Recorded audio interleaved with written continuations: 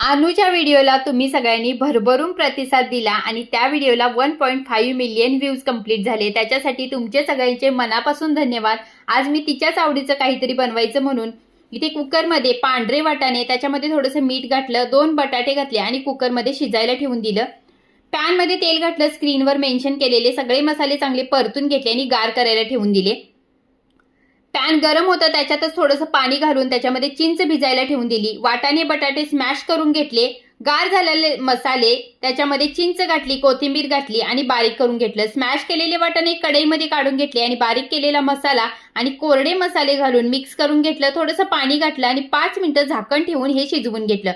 पाणीपुरीवरती हा रगडा भरून वरती बारीक चिरलेला कांदा, कोथिंबीर, टोमॅटो आणि काकडी घातली, चाट मसाला घातला आणि बारीक शेव घालून पहिल्यांदा तर या मॅडमना खायला दिलं आणि आम्ही सगळ्यांनी सुद्धा मस्त एन्जॉय